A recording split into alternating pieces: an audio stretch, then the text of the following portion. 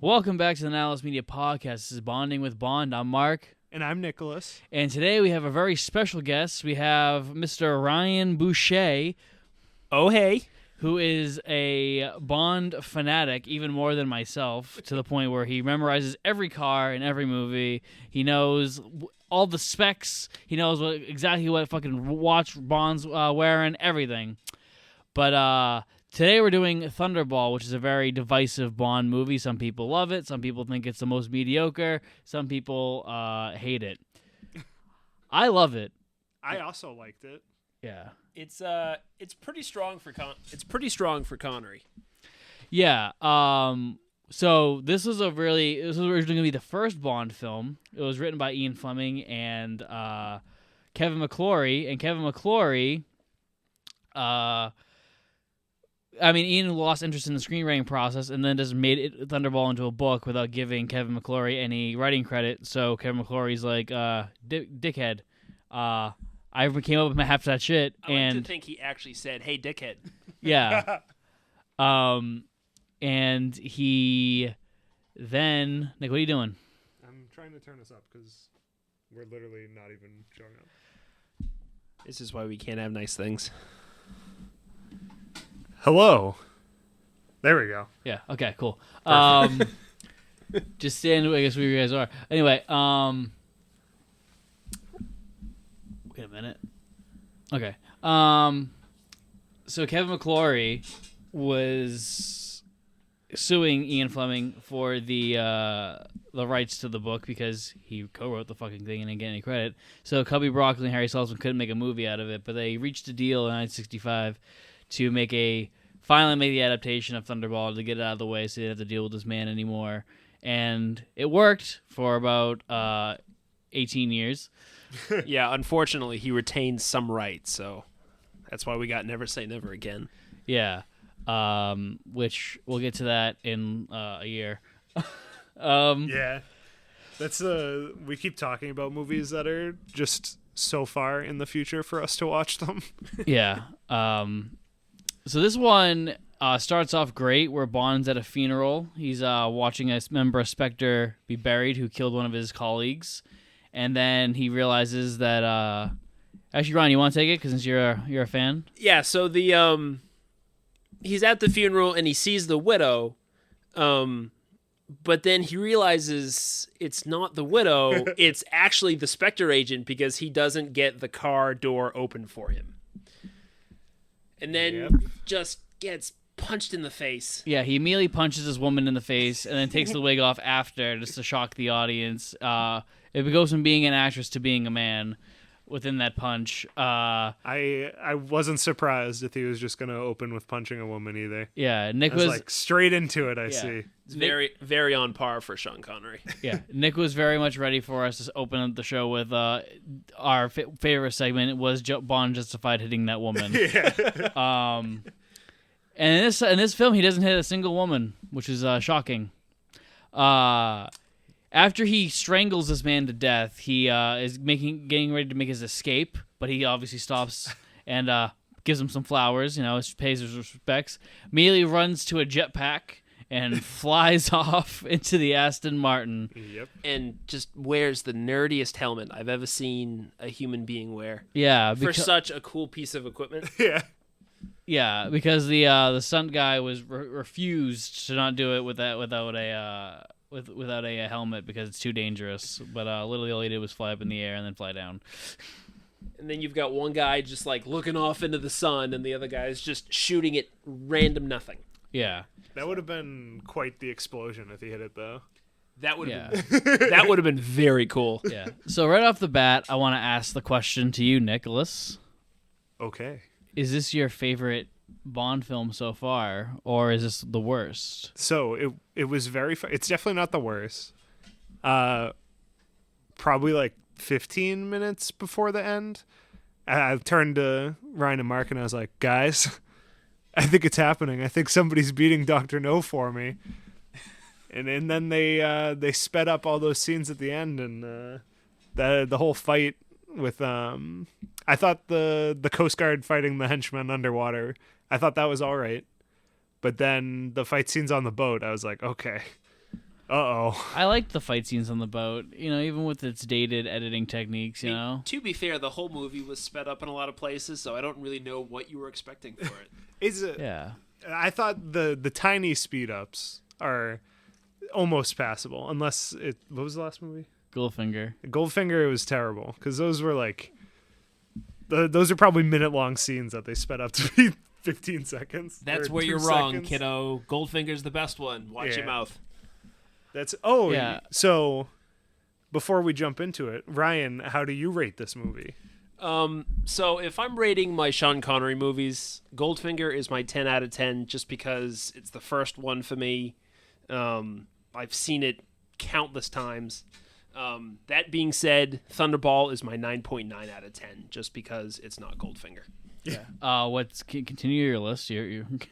For me. So, Goldfinger, Thunderball, You Only Live Twice is tied with From Russia with Love.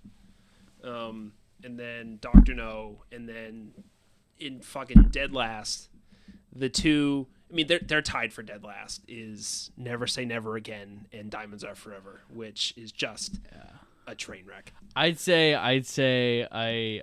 with that comparison, I would say that Never Say Never Again is a worse movie, but I would say Diamonds Are Forever pisses me off more. I mean, they both feature a really old Sean Connery who's just there for the paycheck. Yeah. And it really just infuriates me that he agreed to do either one of those. I think Diamonds Are Forever pisses me off more just because it's following On Her Majesty. It's like imagine like the Beatles made Revolver and then they were just like, you know what? Let's make some Herman's Hermits style music. you know? They filmed On Her Majesty's Secret Service, which is easily one of the best movies, James Bond movies from the 60s. And then they followed up with Diamonds Are Forever. Yeah. I mean, honestly, the best thing about that movie is probably the main title. Because Shirley Bassey just kills it. Yeah, I've always said that the 70s is great to literally everything except Bond.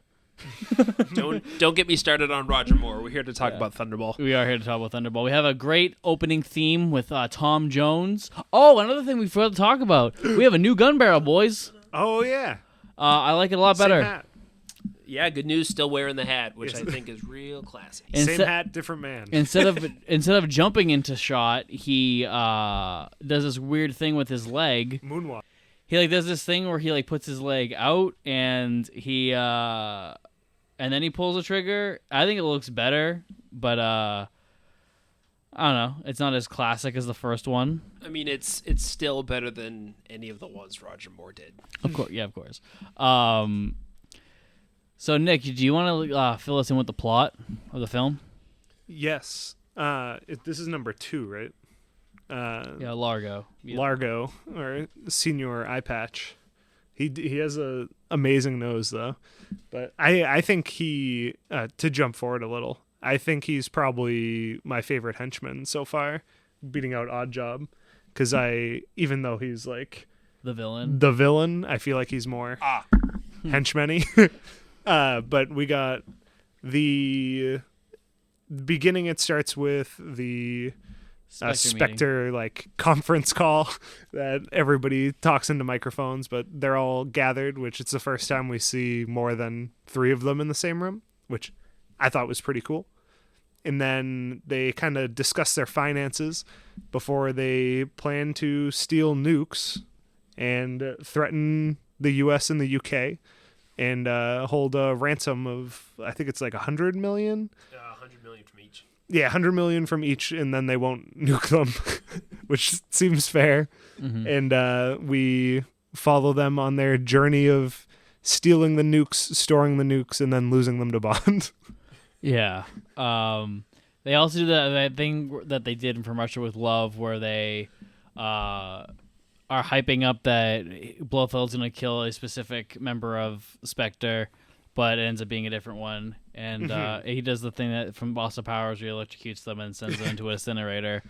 I mean, it's the classic Blofeld trope. This one screams Austin Powers. Yeah, I kind of wish I hadn't seen Austin Powers before these. I will say the blocking on Blofeld is so sick. You walk in the room. Fun fact: Michael Myers went back in time, and saw this movie, and then Lost his mojo. So. Number 2's kind of ruined because the eye patch trope is so destroyed in Austin Powers. Yeah. The cat I can kind of see past, but like the chairs, I was like, ooh, he's gonna get electrocuted and fall down. But I still liked it. I thought it looked pretty cool. Yeah. I do like how they're still keeping the mystery of Blofeld alive. You know, like this is the last time we're gonna see him before we see him. Yeah. Because at this point he's gonna have three henchmen fuck up to the point where he's like, all right, and get my bald ass into the ring. Oh, Donald Pleasance. Yeah. We then see Bond at a resort. He's getting all fixed up. He's got a bruise, so he's getting a massage from a woman. Yeah. He's in a clinical for a bruise. Yeah. And he's hitting on her constantly, and she's saying no. But, as we've learned from Goldfinger, that is Bond doesn't care. He doesn't. I don't think he understands the word no. Yeah. And even though he fought someone named No, he still didn't get it. Yeah. But you can only say no so many times before Bond will force himself on you. Yeah. Yeah. So then he ends up meeting this man who I don't remember the name of, but he has Count Lippy. Count Lippy. He's got a tattoo, and Bond is just like, oh, that looks pretty sus because you have a tattoo and it's the 60s. Means you're probably a terrorist. My favorite part about the tattoo is it shows up, it's really prominent in the scene, and then it never shows up again. They don't even explain it. Yeah, because he even brings it up to Moneypenny, and it's just, she's like, yeah, I'll look into it. I think he says something about a dragon or something. Yeah. One of the dragon tongs from a cow. Yeah, I just think it means it's Spectre related. I'm pretty sure that's what it is. He's Spectre without wearing the ring. Yeah. One great thing about this film, it's directed by Terrence Young again, so we got my boy back, and you can really tell because it's much better directed this time around over Goldfinger, which is a terribly directed film, in my opinion. It has that charm. It has like the beauty and like the great pacing and the espionage of From Russia with Love and Dr. No, but it also maintains a lot of the cool things that Guy Hamilton could do, which is like the icon, like the Q branch stuff, more of the quips, having the gadgets. It has the perfect balance of all of them. And this shows that Terrence Young is a perfectly adaptable filmmaker. Oh yeah, and I'm so glad they kept the Q stuff because that was definitely a great ad from the last movie. Mm-hmm. We have a lot of like Bond at this thing. We have this guy with the bandages on his face. We find Mr. out Invisible. We find out that there's like a prominent, what is he, a Navy officer? He's a NATO flight commandant. Okay. And he is, they basically gave some guy plastic surgery to look exactly like him so they could take over a NATO nuclear bomber. Yeah. Flying out of England. So Spectre could acquire those nuclear bombs so that they could hold the world ransom. My favorite part about this scene is he's closing the briefcase and walking out of the room that he just broke into. He looks over. He opens the door, goes to walk out, looks over and sees fruit, and he's like, "Oh, gonna take my precious time of escape to go get a grape." Grape time.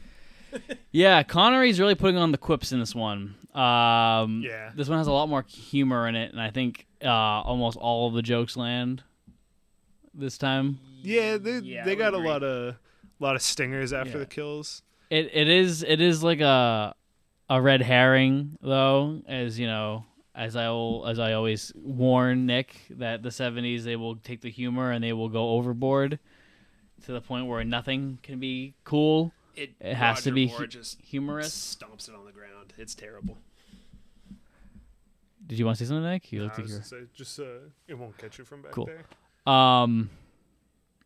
Also, we have some rapey Bond elements. Oh, we got one on right now. Yeah, Nick, go on the rant. Go on it. Do it. It's bad. I don't like it. This one, it's his nurse who's trying to take care of him, so he forces the kiss, and she's like, "Yep, I don't like that. You can stop that." And then thankfully she has the out of she has to tie him to a table for the next thing anyways. She goes, I know one place that'll keep you quiet, and then puts him on the humping machine. and then puts him on the humping machine. Yeah, it's like a what is it like it's like It's a spine straightener or something like that.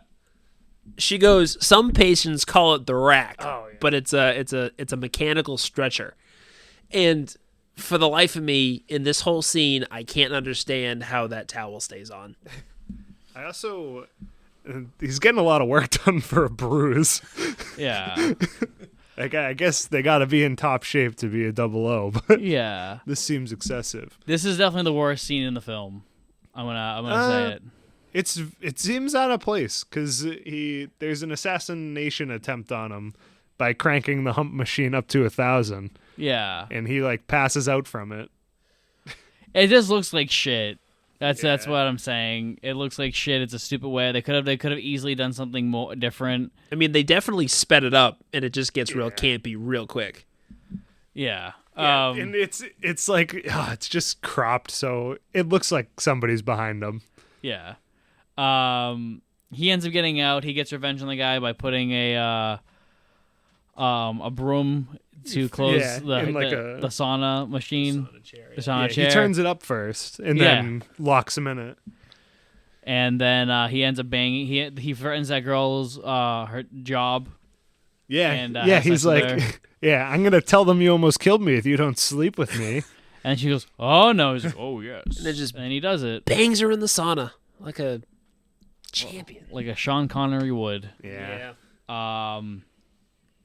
While this is happening, he what happened? Oh yeah, no. We find out that the NATO guy has a double, and that he gets killed. Mm-hmm. They kill him, and they think they put him in a car. Right? No. That's what they do. They just like they put the bandages over his head, and then they just put him on the slab, and they just say that this guy died. They bring him back to the treatment center and put him on the rack and just kind of leave his body there. Yeah. And then I think after that it comes out that he had a heart attack in the night or something. And that's like the official story. Yeah, but they don't know that it's him. They think it's somebody else. They think it's the guy with the tattoo on his arm. Oh, okay. Because the tattoo guy was the one who got plastic surgery or something. Oh, that totally went over me. I thought the tattoo guy and the plastic surgery guy were different. So the tattoo guy is the one here in the sauna chair. That's Count Lippy. Okay. The guy in the bandages is called Mr. Invisible. Angelo. So Angelo is the dude that gets killed in the plane when it when it lands in the water and Largo comes down. Oh, so it's two different people. Okay. Never mind. Mark's lying. I am lying. Bond ends up leaving the treatment center, and the girl is now in love with him, of course. As he does. He goes to MI6, and Moneypenny's like, "You're late. You're late. Also, don't go into M's office. He's in the fucking meeting room. Yeah. Get in there. You're fucking you piece of shit. They got every 00 in there." And he doesn't throw his hat. And this is the first time we actually see almost all of their faces in the same room. Mm-hmm. Except 006. We only see his hands, keeping that mystique of Alec Trevelyan alive. And if you look hard enough, you can actually see a female 00 in one of the chairs. Really? Yep. I don't believe it. It's a 60s. Gasp. Oh yeah. Well, earlier we were also shown our first henchman, other than Largo, because Largo is just a glorified henchman. Yeah. What's her name, Ryan? You know.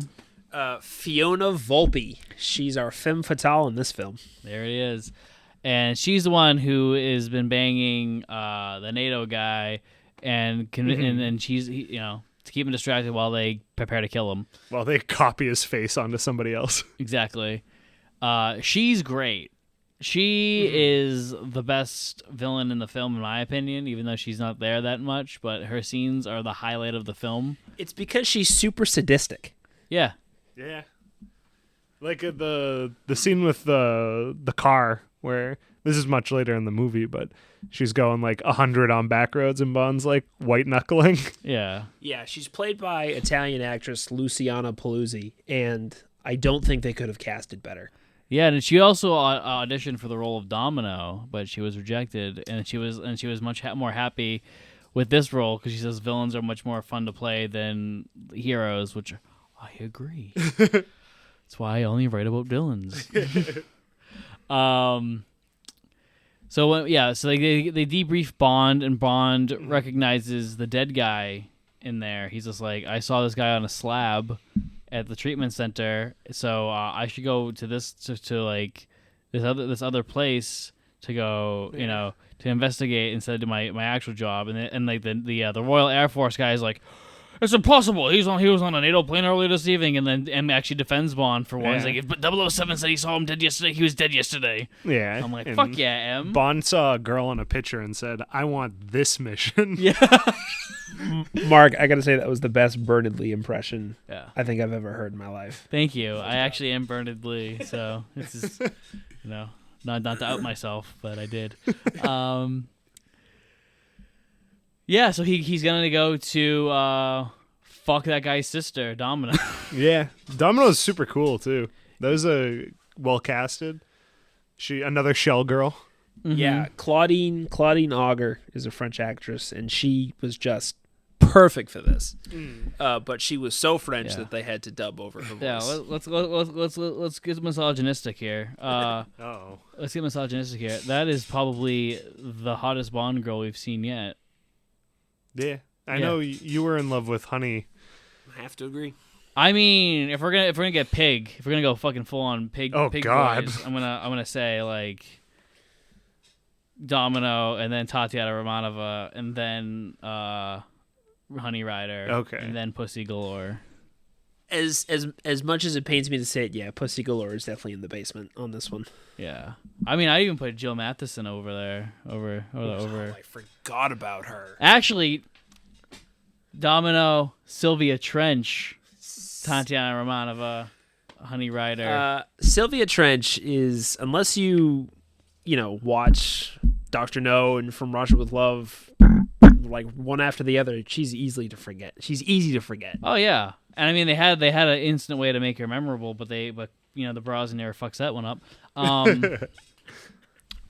Can't wait. Yeah. Anyway, while the guys on the NATO plane, one guy eats a sandwich. One guy eats a sandwich. No, they kill everybody on the plane except the fake, and then they land. The doppelganger. Yeah, they land in the water.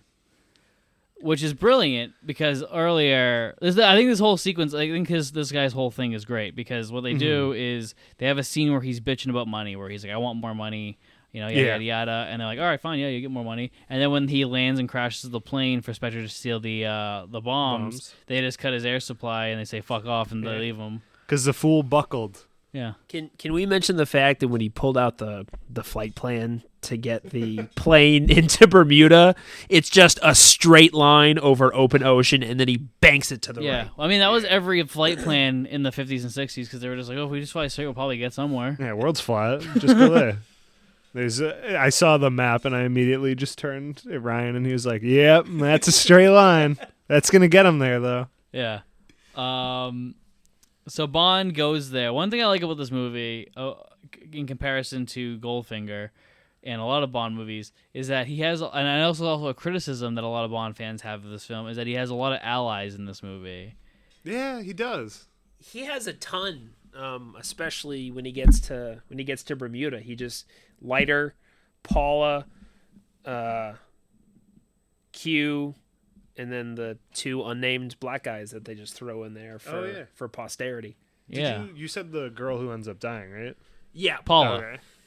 Yeah, we have Paula, we have Felix, which our boy Terrence Young's back in the fucking director's chair, so we got a good Felix this time around, played by Rick Van Nutter. Yeah, there is a shot with Bond's like mid shot, and there's just a white dude in a suit, like 4 steps behind him off to the right. I was like, Mark, is that Felix? It's like, tell me that's Felix. I'm like, is he wearing sunglasses? And he was. Is it directed by Terrence Young? Oh yeah. That's Felix Leiter, baby. They probably showed him the film Dr. No, and they were like, we need you to be this guy. And just showed him Jack Lord. Yeah. Me and Nick have always said we prefer the Jack Lord style. Yeah. Felix over the fucking Seclinder. Oh yeah, there's nothing like ruining a character by making him an old man. And probably one of the best parts about this Felix is the first time he makes contact with Bond just gut punches him and then pulls him into the hotel room. Yeah. But what happens as soon as he hits Bermuda, he goes swimming and immediately runs into Domino, who almost dies in front of him. Yeah, it was pretty good timing. Yeah, and he saves her, and without even asking what her name is, he's just like, "So you want to have sex?" Yeah, so I kind of saved your life. Yeah. So Spread him. Yeah, I'm kind of entitled to at least a blowjob. yeah, you kind of owe me here. Yeah, and she's like, no, and she gets on our boat, and he gets back on his boat, and he's like, make sure, act like the boat's not working. Oh, the boat's not working. Can you bring me to town? She's like, yeah. Yeah, he very inconspicuously pulls out the spark plug wire, and he's like, "Won't turn over. Can you let me on your boat?" Yeah, and she does. They bring him back. She brings him back. He has like lunch with her, and he keeps asking her questions, being a terrible spy. Yeah, pretty upfront about hey, what's your husband do? Yeah. What's his? He's your uncle. What's your uncle do? Yeah. Oh, he's your uncle. What's he do? Is he a terrorist by chance? Yeah. I noticed his Spectre ring. Yeah. And there's like one great bit where he's just like, "Oh, come on, little Domino," and she's like, "How do you know my name's Domino?" And he's like, "Oh, it says so on your ankle bracelet." She's like, "What sharp little eyes you have? Where'd you get to my teeth?" Connery is at his most horny. What is that supposed to be alluding to? Seriously. Yeah. The movie Teeth. Yeah. Oh God. He's equipped. One dynamic I love in this film is that Emilio Largo and Bond both know each other very well. And they're not hiding it at all. Yeah, I really liked it. But Emilio just says, "Fuck it, you know what? Yeah, come to my boat. Let's shoot some guns together. Let's fuck my daughter." Yeah. Go ahead. Yeah, go ahead. I can't, because I certainly am. Yeah, I have a theory that, and it's just a theory, but I think that Emilio Largo is written as impotent. Like everything this says that he's a terrorist. He has all these big fancy things. He's got a yacht. Yeah. He's obsessed with nuclear power. He's got one eye. Yeah, it's he not that he has one eye; it's that he has an eye patch. Yeah, he's like, instead of being, getting a fucking glass eye like a normal person. And then he has his guardian. He's a guardian of this woman, which I don't understand what that is. So does that mean he adopted her and he's grooming her? That's how. Oh no, I hope it's not grooming. I figured it was like legal guardian, like their parents had passed, and he's like actually their uncle. But then he's like. No, then Domino's like, "Oh, uncle's better than, or niece is better than mistress," and I was like, "Kept woman. What is happening? What is your relationship to each other?" Yeah, I definitely think there's some weird shit going on there, but I don't think she's his mistress because, like I said, I think he's impotent. Yeah, well, he plays with her toes when he ties her up. Yeah. Oh, I forgot about that. I mean, it doesn't mean he's not impotent. Yeah. He's not impotent. He can be horny, but it means he just can't get it up. That's why he overcompensates by trying to take over the world with nukes. He's not even the head of it. It's not even his fucking plan. He's the number 2. Yeah. Also, this is not important at all, but I hated that number 2 wasn't the guy who sat directly under number 1 in like a clear position at the head of the table. Instead, he was like last right seat. I'm pretty sure he was like secretary, secretary or one of those courtroom teletypers. Yeah, they have written proof of everything they do. He's just going click, click, click, click, click, click. Yeah, I mean, he also was late to the meeting. That's true. Yeah, somebody took his chair at the front of the class, but he came strolling in like nobody's business, like a true badass. And Blofeld's like, "Yep, whatever. Sit down. We'll talk about your project in a minute." Yeah, I don't know. With that said, I think they're trying to do a thing where they're trying to make Bond and Largo like mirrors of one another. I didn't even think of that because Bond. They're also like, maybe they're showing that the UK is bad and Spectre's good. Spectre's chill and will wait for you to start, and the UK will be pissed when you're late. Yeah. It's also like I think they are doing that whole like mirror thing because everything that Largo does, Bond does better. Cards, Bond does better. Shooting, we're back in a casino too. That was sick. yeah, playing baccarat again. You know, but yeah, like playing cards, Bond does it better. Yeah. Shooting guns, Bond does it better. Having sex with your niece, Bond does it better. It's a weird dynamic they got going on. Yeah. It's something. It is something.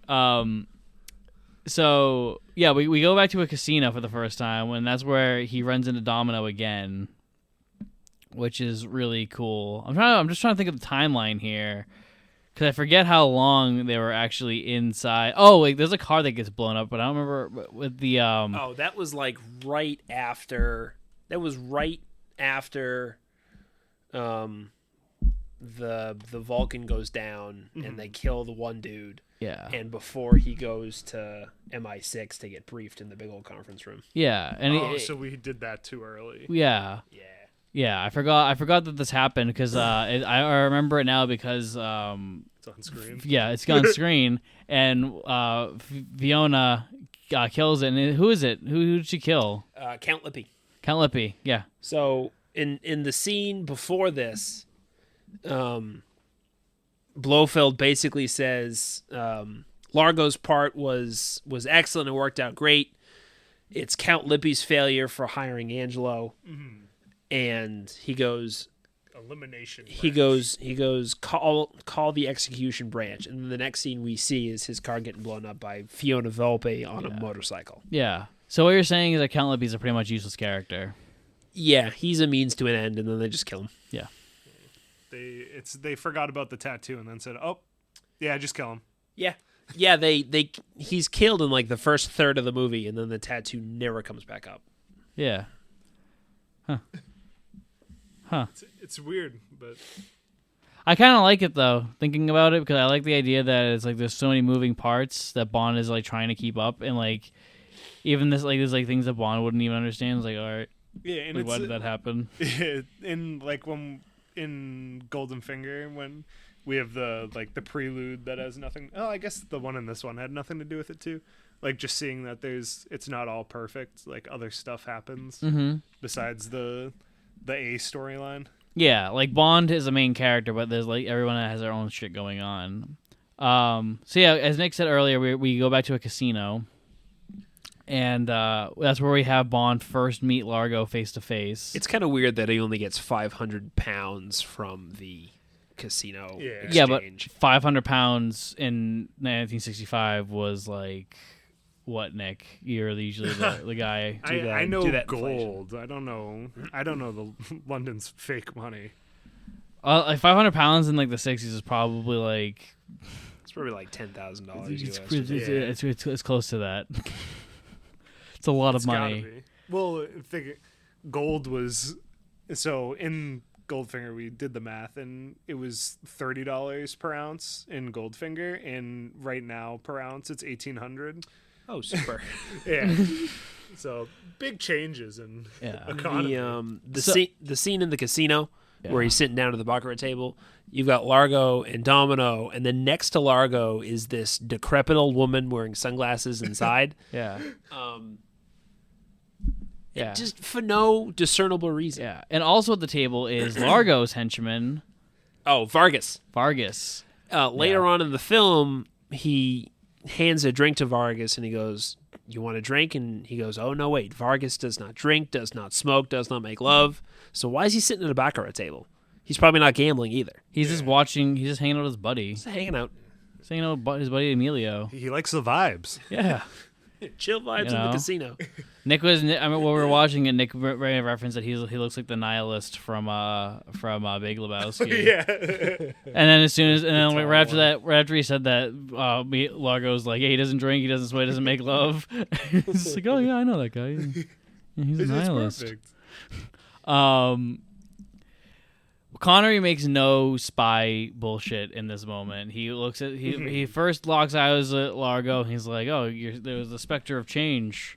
Yeah. Yeah. You know, and he keeps making Spectre references at him, and Largo's like, "I'm gonna kill you." You know, I think it was in this moment that he decided that he was gonna try to kill James Bond. yeah, Well, because later on he talks about it too. He's like, yeah, Spectre talks about Bond all the time. And I think one of the henchmen is like, so you sure you want to kill him? And he's like, yeah, I do. Definitely. Well, yeah, Largo says like, yeah, a lot of colleagues talk about you, and he's like, oh, nothing but good things, I hope. Yeah.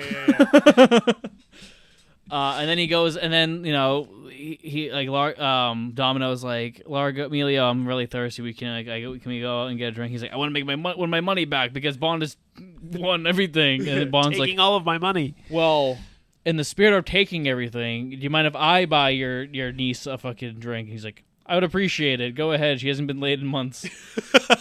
I try. Yeah. And then he goes and dances with Domino, and it's nice and cute. To no music, it's very odd. Yeah. It's very, and I just saw it again. This blonde lady looks right in the lens. Yeah. Yeah. It's very, Peter Hunt, I love you, but where the fuck's the music in this scene? Come on. Even just a little quiet background noise, at least. Yeah. I mean, there is a gentle music, but it's not enough to make the scene not feel weird. It's not a bumping track. I do like. I still like this consistent theme of these Bond movies. I know I bring it up every episode with Peter Hunt as an editor, where it feels like no matter it doesn't matter if it's Terrence Young or Guy Hamilton, Peter Hunt is editing this like a director. Mm-hmm. And he's like clearly knows more better than all of the other two directors, and then by the end of the 60s he's gonna get his chance and he's gonna prove it, and then everyone's gonna say you're wrong until he dies. Yeah, basically. Oh, dude, if Peter Hunt directed all of the Bond movies of the 70s, the James Bond series would be considered like the greatest film series of all time. Yeah, but could he have made Roger Moore palatable? I don't think he would. I don't think that they would have had to do a Roger Moore. I think that if Connery worked with him once on Diamonds Are Forever, he would have stayed. Either him or George Lazenby. Yeah, even Lazenby might have stayed. But I don't think we would have ever had a Roger Moore if they just kept Peter Hunt. I'd been okay with that. So after Bond says goodbye to Domino, he goes back to his hotel, and we get one of my favorite things, espionage, baby. But instead of him looking around and trying to find things, he has a book that has a tape recorder in it that he just left on as he was out doing stuff, and he just listens to the last 45 seconds of it. He's like, "Oh, someone's in my room, cool." Yeah. But as he's gonna go investigate, he hears a knock on the door, and there's Felix, and Felix like, 007, boom, punches him right in the fucking stomach because Felix is a bad agent. It's like the worst CIA agent ever. So continuity-wise, Bond knows Felix. He's like, "What are you doing, Bucko?" Yeah, he knows him right now, right? Yeah. Okay. I was like, I like the idea that it's a stranger, and he's like, "Stop, wait."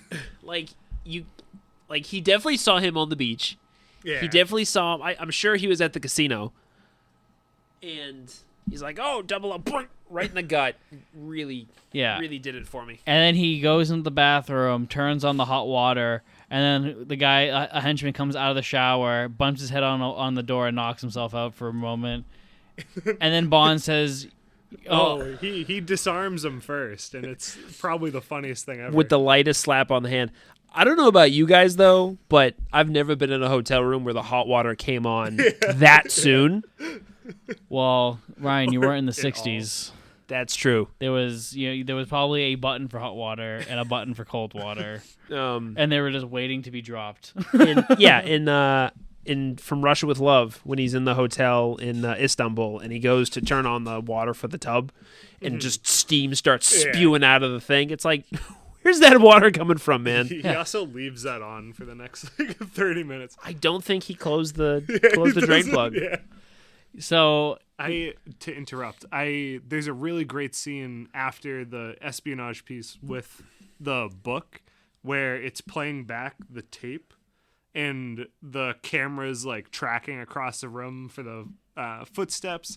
Like you hear him hit a table and it like cuts to where the table is, and it was really creative and I really liked it. Yeah. I just got to watch Felix Leiter get gut punched again. That was pretty great. Yeah, and he hits the guy down. The guy is on the ground, and then Felix is like, some hospitality. He's like, yes, Felix, but you were gonna call me 007. So you just referred to yourself as 007 in front of the guy you didn't want to be told 007. Okay, whatever. Bond stuff. And then basically he tells him to go tell Largo to go eat a dick and leave. And he's just like, you'll shoot me in the back. And he literally gives the guy the gun because the guy's so pathetic. Yeah.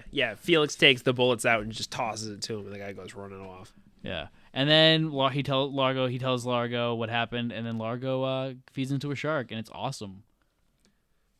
Yeah, it's a cool idea. It's kind of a little weird, but I mean, we definitely see a guy fall into a real shark. yeah. All the cool henchmen have sharks that they feed other henchmen to.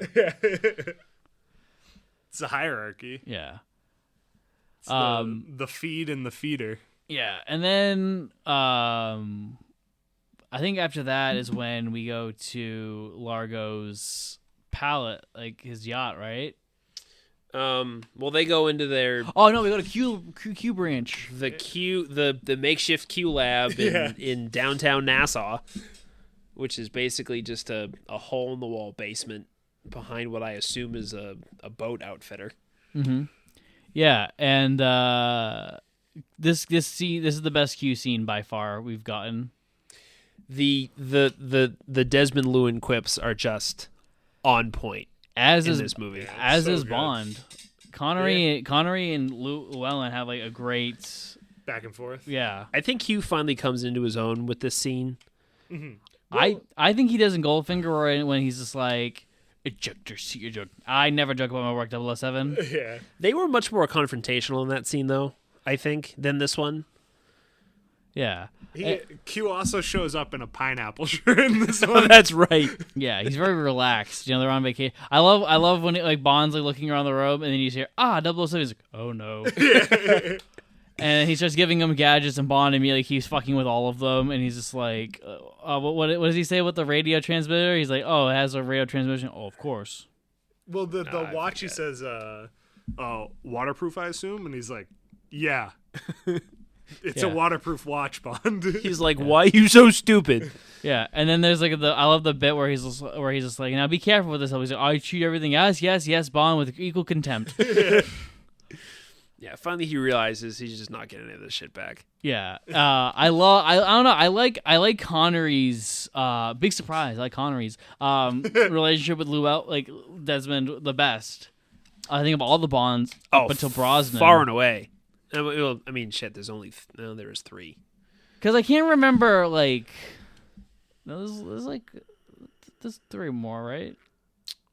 Because Dalton has a lot of interactions with actually Dalton has some of the best when in License to Kill. He does, yeah.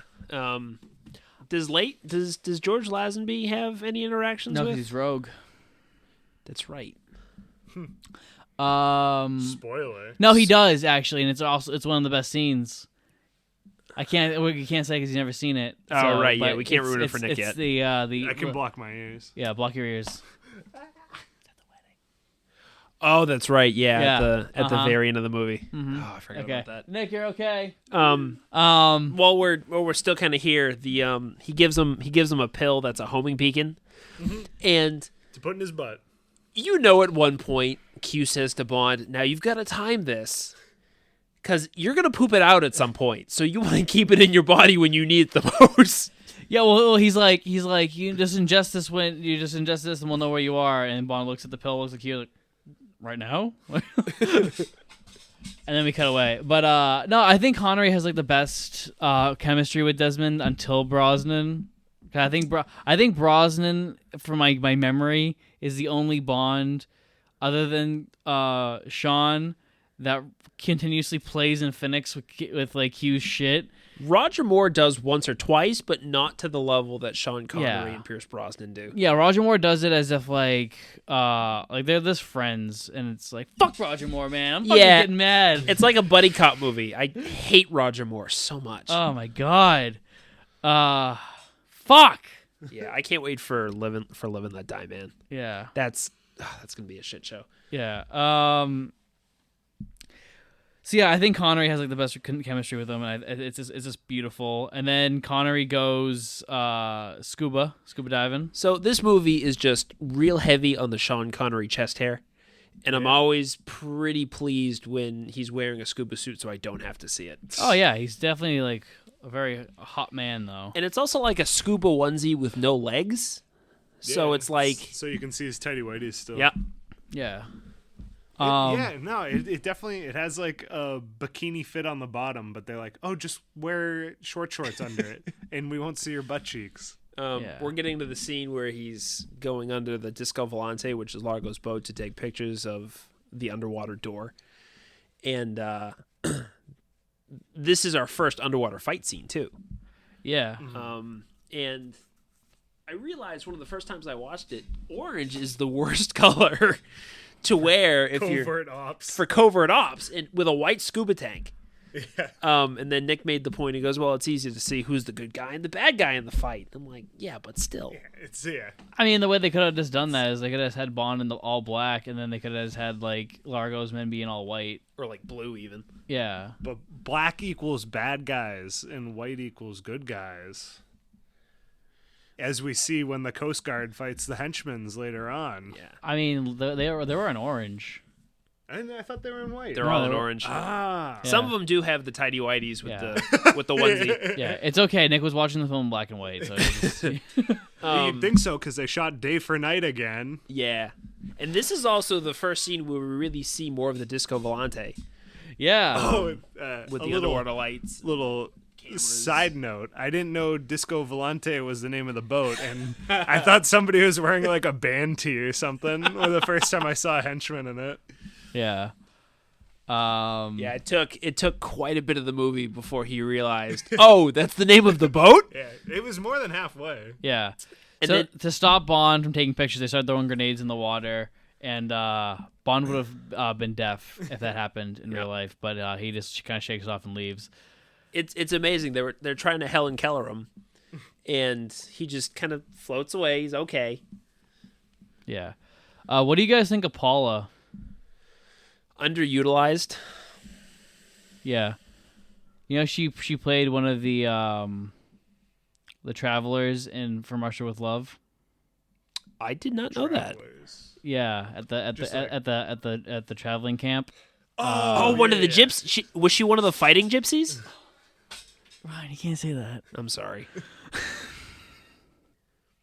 It's okay. It's okay. I did it in the episode. Nick said it constantly throughout I From said Russia it with Love. once. Well, because that's what they call him in the movie. Yeah. At the camp. Yeah, she was She's one of the fighting women in the travelers camp. Yes.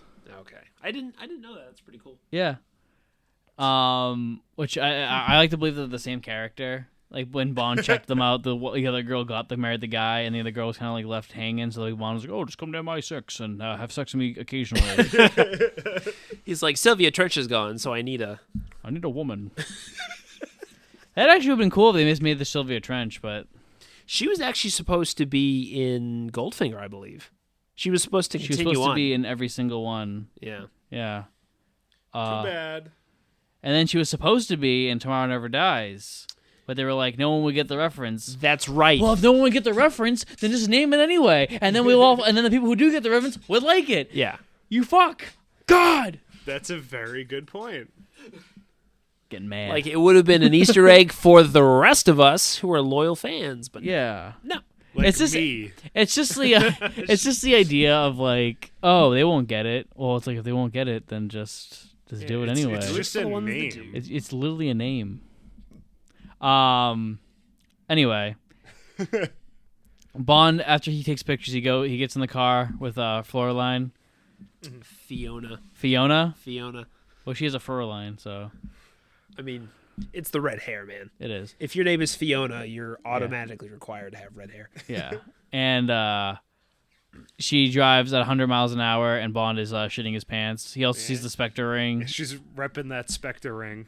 Yeah. That, like I said before, that third gear in that Mustang is just screaming. Yeah.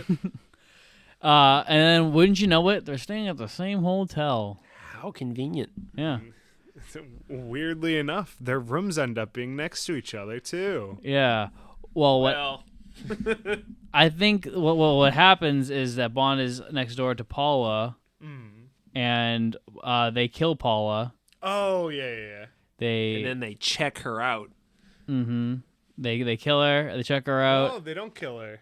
Well, they kidnap her. She kills herself. Oh, that's right. She takes a cyanide pill. Probably hidden in her teeth. Yes, that's what I would do.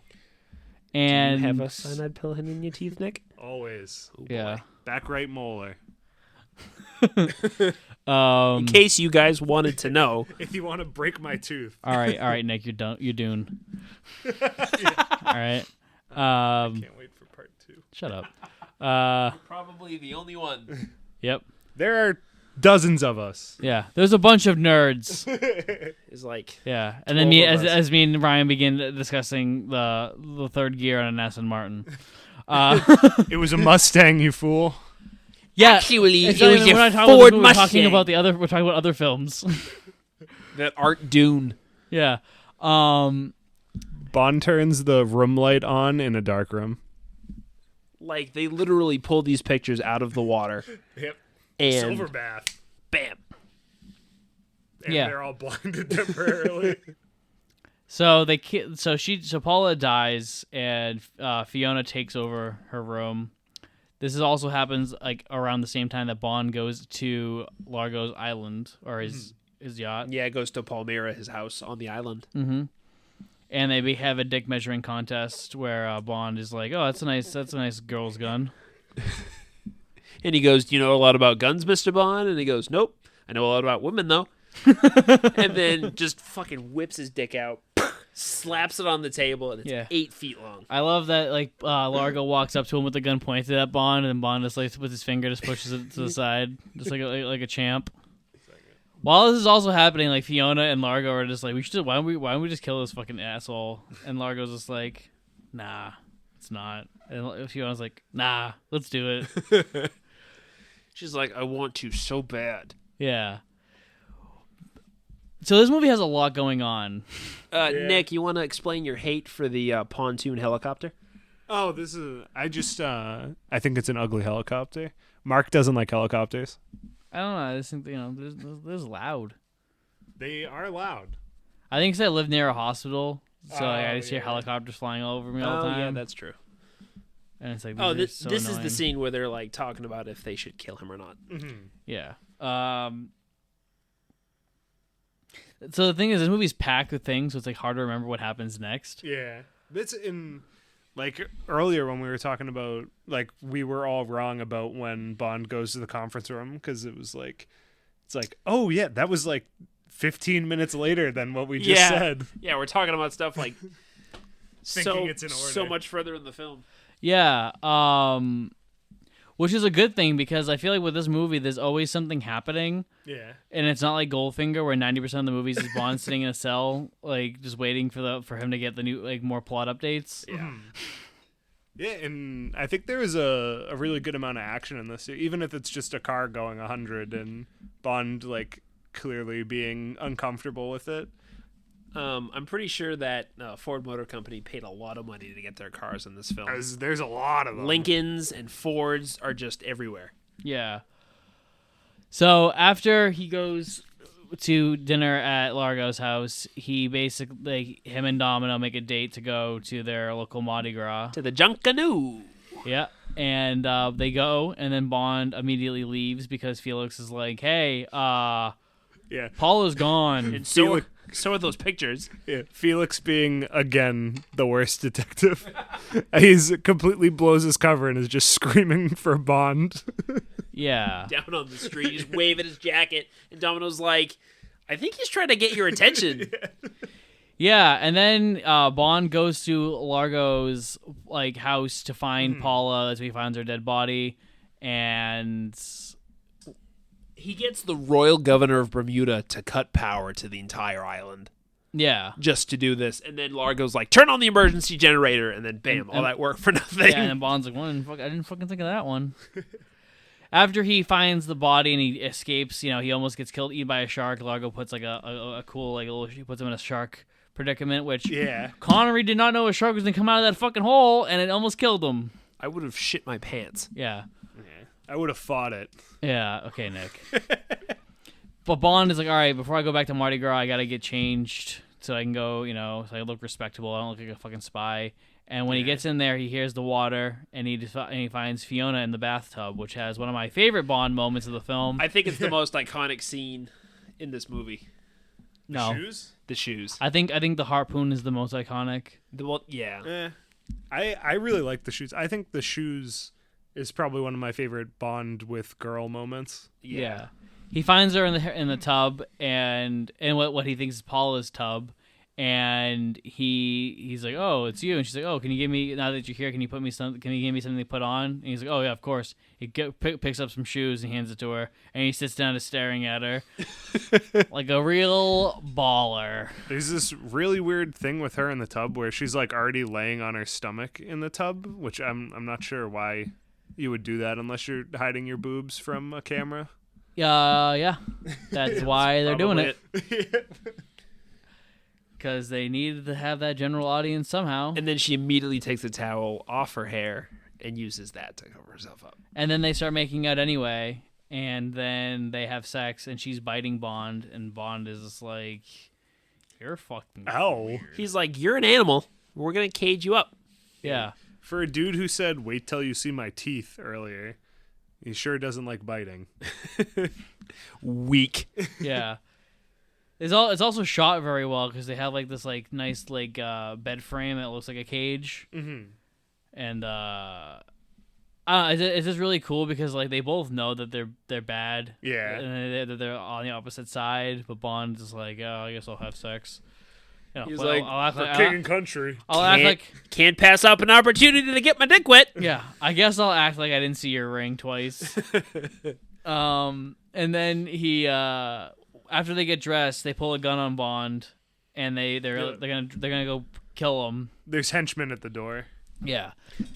They take him to the public Junkanoo where there's thousands of people to kill him. Well, that's they get like They get stopped by it. Yeah. Yeah, I think they were taking him to Largo to find out what he because knows. They were like, "Oh, we forgot that the biggest festival for this island is going on, and they're in a parade." My headcanon is they pull up to it and they go, "Jesus Christ, it's a fucking parade." Yeah. Yeah. Who put this here? A drunk man puts a bottle in the car and he's asking for like money, and then Bond breaks the bottle and lights it on fire and then leaves. He gets shot in the ankle. Well, doesn't get shot, like the bullet skims his leg, so he's bleeding a little bit so they can find out where he is. He's leaving a trail. But he has his brilliant move is that he grabs a random woman at a bar and begins to dance with her. Hold on, we got to talk about how he's weaving in and out of the parade and ends up on the float with all the half-naked women on it. He ends up on the babe float. Yeah, it's awesome. And like I said, yeah, he starts dancing with a random woman, then immediately Fiona's like right there, and she's like, "Oh, I didn't know your wife was here." And then they start dancing, and she's just like, "You're gonna die, you know that?" He's just like, "No, I'm a pretty good dancer." Yeah, and then they're just like really just phoning it in. Yeah, he's like, we have to stop meeting like this, And then there's a great moment. The building suspense. The gun comes out of a fucking curtain. Oh, from behind the band, yeah. Yeah, the band was going wild. Yeah, the guy on the bongos was fucking Buddy Rich solo. Not Mango Tree, but it was pretty good. It's close second. Yeah, and they pull the trigger. Bond pulls the girl around. She gets killed, and he puts her into he sits her down at a group of people and says, "Don't mind my friend. She's just dead." Yep, just gonna dump this dead body here. Don't mind me. Yep. And then I think he goes back to Domino. No, he doesn't go back to Domino. I think he just goes home. No, he and Felix get in Nick's favorite helicopter again to go find the bomber. Yes. And they get to the place. It's called the Golden Grotto, and he says Golden Grotto, and Bond looks at him and goes, "Wait, I've heard that before." And hence Largo telling him, "Oh, the Golden Grotto sharks in his shark tank." Yeah, yes. And that's where he finds the dead body of Angelo, Domino's brother, and he grabs the dog tag and the watch. He's looting a corpse at this point. Yeah, have you never played Red Dead Redemption? That's what you do. Just yeah. If you saw a corpse, you're not going to loot it. That's a good point. I will say they did one of my cinema no-nos and they shot a shark. My favorite corpses are to pick up the ruined cougars. It's like when I go to a bar. And you Terrible. skin them.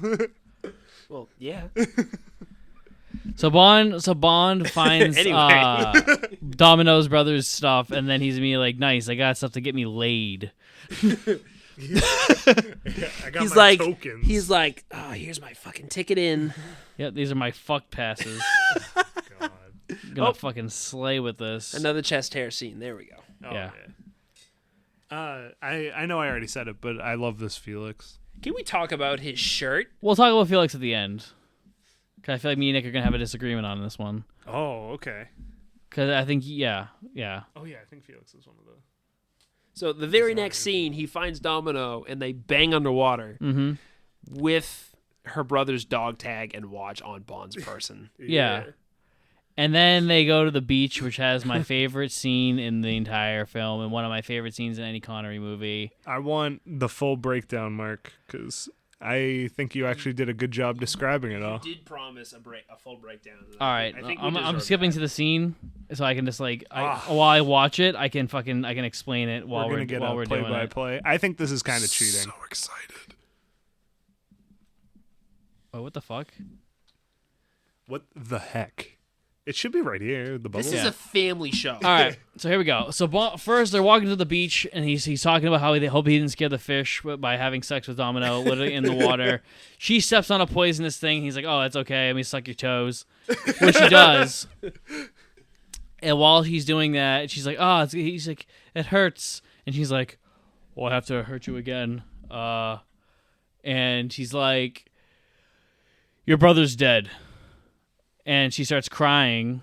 No, well, actually, no, that's not what happened. It's actually better than that. Sorry.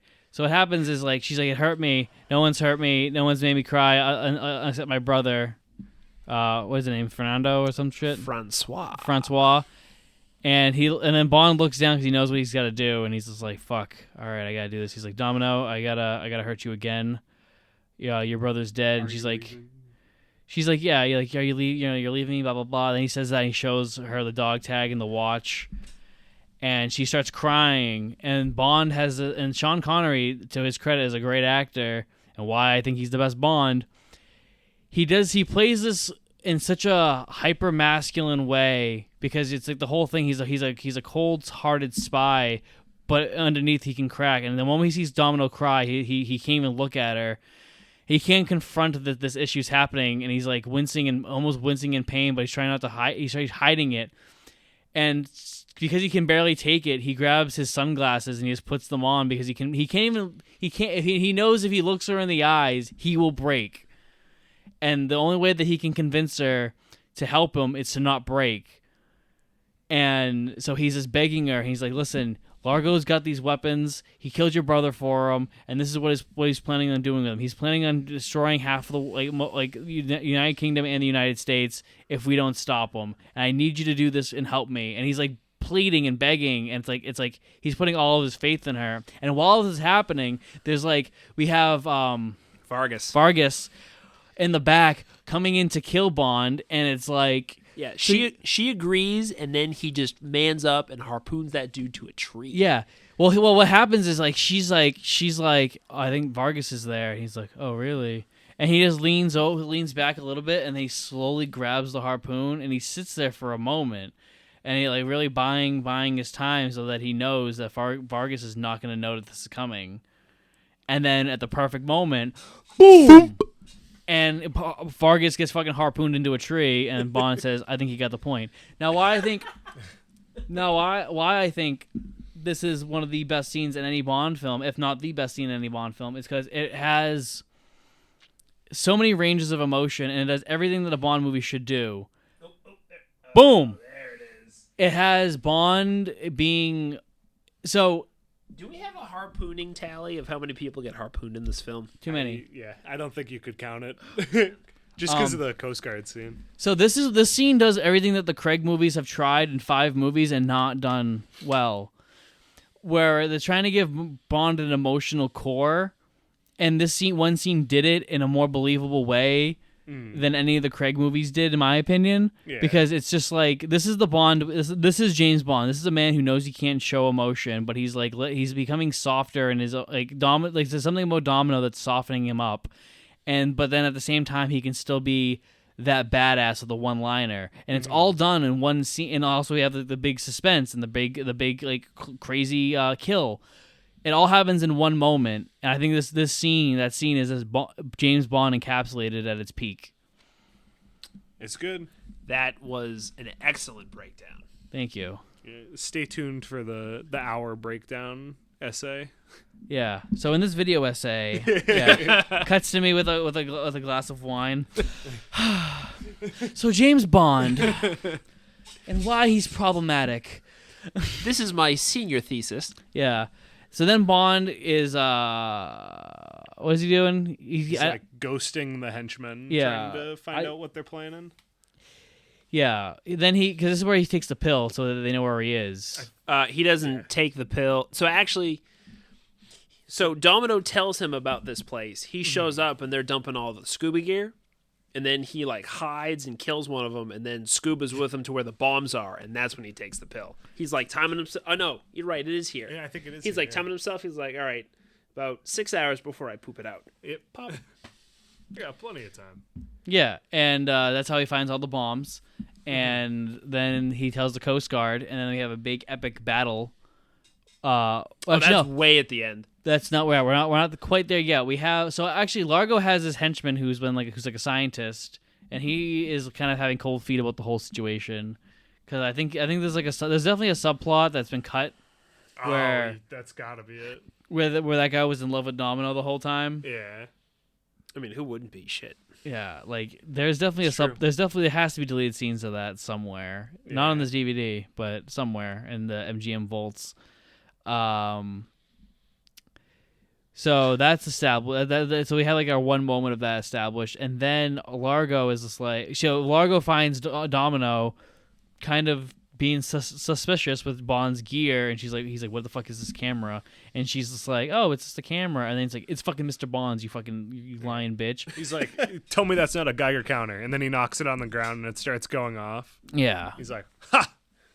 Caught you. Ha! And then he begins to interrogate her, and he's like, I'll torture you, I'll burn you, and then I'll cool you off. Mm-hmm. Applied slowly and scientifically. Yeah, and then that scientist guy is just like, hey, how we don't do that? How about we go check out some let's go play some Xbox. He goes busting into the bedroom because he hears her like yelp, and he's like, oh, that's a sound I haven't heard from her before with him. Yeah.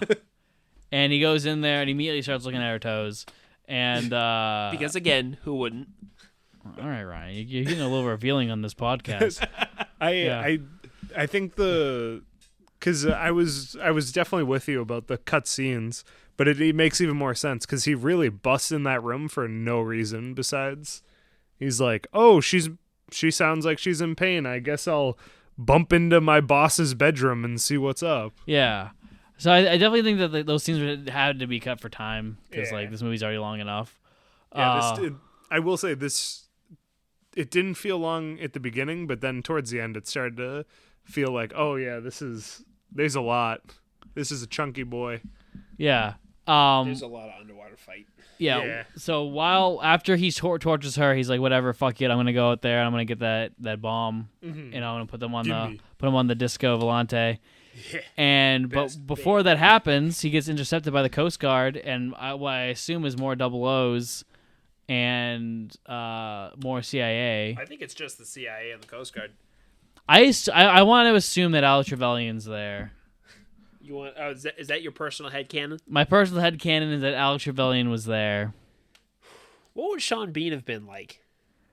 In the 60s? When was he born? He would have been. I think he was born I think he was either born 1950 or I think he was born in 1960. Hold on, I'll pull it right up. Or 58. Mark is like grossly good at getting dates. All right. Number one. What was it? 1960? No. 1958. No. 1950. No. 1959. Yes. Okay, I was there. You have a date in a month for me? A date in a month? Yeah. You're gonna get it.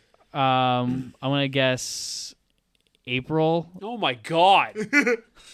Oh my god. All right. Do the date. What's the date, Mark? Was it April 24th? Oh, so close. 17th. Still good. That's pretty Okay. close. The fact that I got April, I was That's like, very okay, uncomfortable. I'll accept April. I'd give you credit for the year. If you didn't say 1950, I don't know why you did that. But you said 60, 58, and it was 59. I would have said like 2003. Yeah, so He 7-year-old Sean Bean is in the underwater fight scene. Yeah. And then, it's almost I just want to add him in here, so it's like what's one movie that he could be in where he doesn't die. Yeah, that's true. So Alex Trevelyan. Spoilers. I like to believe that John Bean. It's a meme. Sean Bean dies in every movie he's in. okay. I thought you meant that 006 does. No, every movie that there's it's like a running gag. It's like he was like the main character of Game of Thrones, and then he dies in the first season. Lotro, dead. Yeah. Although Fellowship of the Ring, dead. Yeah. Every 00 is you never see another living 00 in a James Bond movie That's not true. until you get to That's not true. Well, You see him in Octopussy, and he dies, and then they all end up dying. and then you see two of them in Living Daylights. Well, I think we saw like 10 of them in this one. But at the they table. end up dying. Nick, this point. Yeah. Nick just said it. We saw 10 of them today. Oh, yeah, in that's the true. conference Yeah, room. Ryan, you are a liar. You're a cheat. You're a scam. He's taking your credits. He's just so- going hog wild. So Bond gets stuck behind pegboard walls in a little submarine base that they made for to hide their nukes. What would you say? CVS went out of business and they just kind of got all this free stuff? Yeah, they said, "Hey, we got all this pegboard, and let's make a gate out of this. Yeah. This'll work." Oh, good news. He found another harpoon gun. Yeah, so we have a big old underwater battle, which is slow but pretty cool.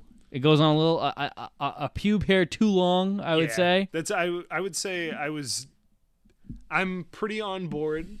There's a scene where Bond goes into the wreck and takes his pack off and grenade kills 3 dudes.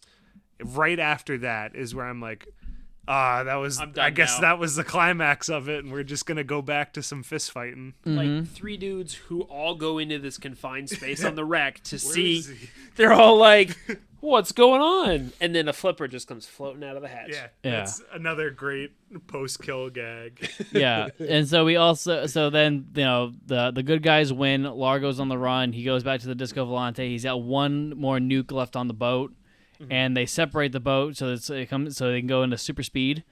And they the heroes just blow up the back boat immediately. Yeah, where he left some of his henchmen just chilling there. Yeah, as Spectre does. And then Bond is already on Largo's Fast Boy boat, and then they begin having a fist fight. And I like it, and Nick hates it because Nick is just like, "They sped up the footage." And I'm like, I think the actual fighting on the boat looks great. I think it looks great, but I think my problem is they got this rear projection of the boat flying around. And Mach 1. In Mach 1, and it's just completely stable. The only shaking going on is them hitting each other. I disagree. I guess it's got a little gyrating. I think it's moving quite a bit. We're fast forwarding to the fight scene. Yeah. Let's see this. I don't know. I think it just takes me out of it sometimes. It goes in. I feel like it's deserved. It's a good fight, but I think coming off of the giant battle that just happened too, I feel like went on for too long. And he bitch slaps Largo. Yeah. Yes, Super, just so great. it is rocking. You're definitely right. Yeah, I prefer this fight to the climax, or the fight, the underwater thing, because I don't know. I think this is the best action sequence in a Bond film since the train sequence. They did what they did what they could for 1960. Yeah. Don't It's- compare to the train sequence. I I'm comparing it in that I think it's a step above all the action, like the fight scenes in Goldfinger. And I think it's more of as me giving a testament to how much I think Terrence Young is good at choreographing fight scenes. Mm-hmm. I think the choreography in the scene is fantastic. Yeah, I think the fight itself. Honestly, if it just didn't cut so quickly between them like spinning the wheel 360 degrees in all these directions to dodge land that's directly in front of them, to cut to a wide shot of a boat just super sped up from just footage of a boat just driving. Yeah. Oh, he does throw a chair, which I gotta say I liked. Mm-hmm. Yeah, I think this is a good sequence, and I like at the end, like Bond kicks people out of the thing, he knocks somebody out, and then but then Largo has the upper hand. It looks like Bond's gonna die, and like the first time we have someone who like Bond doesn't kill. Mm-hmm. Well, that's the second time actually, because he does it in From Russia with Love. But like this is the time where we get the Bond girl gets her revenge. And Bond looked genuinely afraid too when he's like, "Oh man, he is on top of me with a gun." Yeah, and Domino gets to kill Largo. She gets to get revenge for her brother and for him torturing her. Mm-hmm. And she gets to say, "I'm glad I killed him." And then Connery gets to say, "You're glad." Classic Connery. And then like the little henchman guy comes up and is like, "What's going on?" And Connery's like, "Who is this?" And she's like, "I don't know, but he helped me." And then Connery gives him a buoy and throws him off the boat. And then because he's got to get laid. And then the boat explodes. A full-size explosion. It looks real good too, and that thing is gone when it cuts to a reaction shot and then cuts back to the like medium shot of where the boat was, and that is no more boat.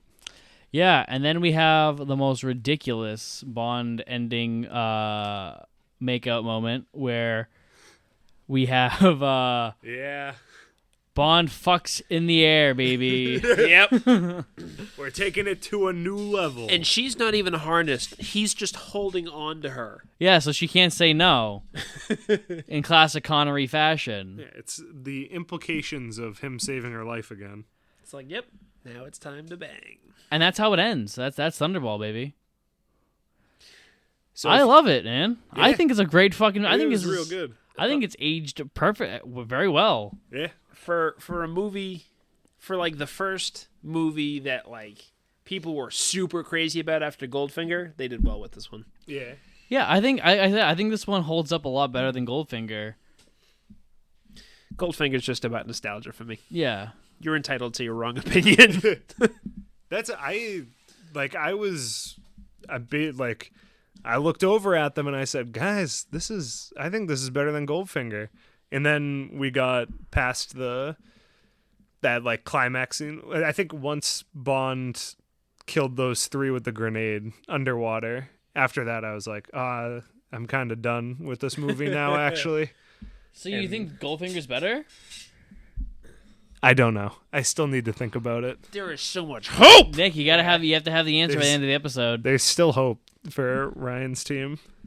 But I mean, I liked Dr. No better than Goldenfinger still. Which I know Ryan is going to yell at me. Say Goldfinger again? Goldenfinger. Oh, Yeah. boy.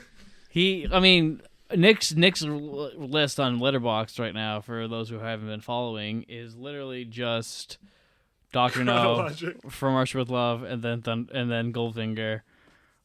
So I'm like, please don't have Thunderball be worse than Goldfinger. And this is like, I think it's not going to be this way forever. Because I think these four have just been good. The first 5 Sean Connery movies, excellent. Yeah, like it's been hard to be like, oh, actually, this one's good too. Once we get to like the 70s. The 70s, it's going to be much easier to rank them. I'm excited. Yeah, you're like, oh, well, the 60s ones are, great, and then the 70s ones are, here at the bottom. I know what the best Roger Moore movie is, and I'm excited to see what you think is the best Roger Moore movie. My wrong opinion, probably. Yeah. No, everybody has the same opinion on what they think the best Roger Moore movie is. Yeah. It's like a very unanimous thing. Right, because everything else is just terrible. Yeah. I mean, to be fair, I watch Man with the Golden Gun is a personal favorite of mine just because how campy and weird it is. Yeah. It sucks. I'm on your side. I like Live and Let Die. See, you're wrong though, because that one's super racist. It's uncomfortable white boy Roger Moore in Harlem, New York. Yeah. Yeah. But I think it has a charm because it had Jane Seymour in it. That is its one redeeming quality. Now, and Yafayat Kodo as Mr. Big. He was excellent. And Whispers and Rose Carver and but we haven't gotten there yet. What's his name? Teehee. It's that fucking Teehee. And It's got Baron Samedi. Exactly. Oh, come Baron on. Samedi. Yeah, dude. Fuck you. All right, Live and Let Die is a fantastic movie. I'm already gonna say it. That's the best. That's the second best Bond movie of the '70s, and that's not really hard to do. So what's your number score for Thunderball? Thunderball? I mean, let's go through the list. Oh, forgot about the list. So, this is exciting. Yeah, I think rating things 1 through 5 is hard. And it doesn't give enough room to let certain aspects of different movies stand out. Right. And so we give 1 through 5 stars for many categories. Oh, word. This is starting with how was Bond in this movie. 5 fucking stars. I'm in agreement with that. Yeah. I think, again, he killed it. Connery owns this movie. Yeah, and like with Mark's so detailed breakdown of that scene, like showing the emotions, just so good. And I'm pretty sure he enjoyed Thunderball too, because shit, you're filming in the Bahamas. Yeah. Yeah. This is also the last film he enjoyed. That's true. And he's still rapey, but not as rapey. Which that's a gold star in my book. So Nick, I have to, as I ask after every Connery movie, Connery or Craig? Again, this isn't fair, but absolutely I know, is. I know. And now there's 2 people, but it's like it's like the same reason. Yeah, it's harder to defend myself with 2 people on the other team. I like them both for different reasons, but I like them both. And your reasons for Daniel Craig are wrong. Yeah. Well, why did you like Golden Finger? Goldfinger? Why'd you like Golden Finger more than Thunderball? So, Goldfinger, like as I said before, Goldfinger has a lot of nostalgia for me. It's the first one I've seen. That's why I like Craig more.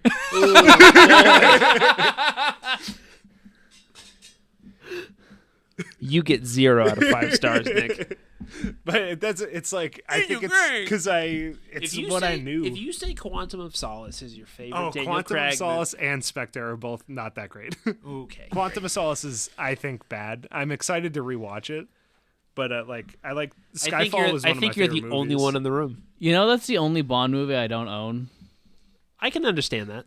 I'm gonna make you buy the 4K UHD. That's actually not true. There's actually 3 Bond movies I don't own. I'm thinking about it. How are we gonna watch them? I don't own Quantum of Solace. I don't own the '60s Casino Royale because I don't think it's real. And I don't own Never Say Never Again because it's not really a part of the series. Boy, we'll have to find it. But then I own the '50s Casino Royale because I'm a hypocrite. Yeah. The next category is Bond Girl. Yeah. Actually, before we go to that, let's say with Bond. What was your favorite Bond moment of the film? Obviously, mine was the beach scene. Mark really likes the jokes after people die.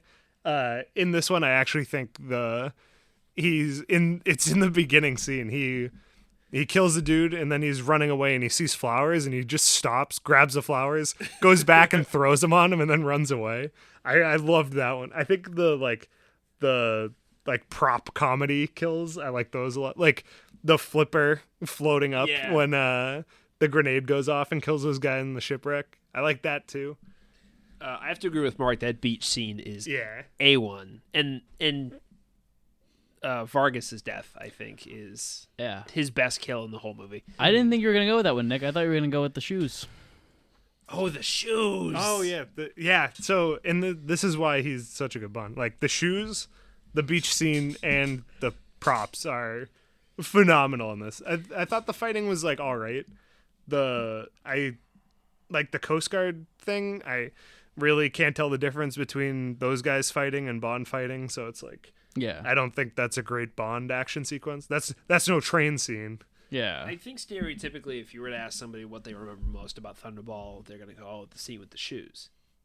Yeah. Just because that's so that's good. pretty iconic for the movie. Yeah.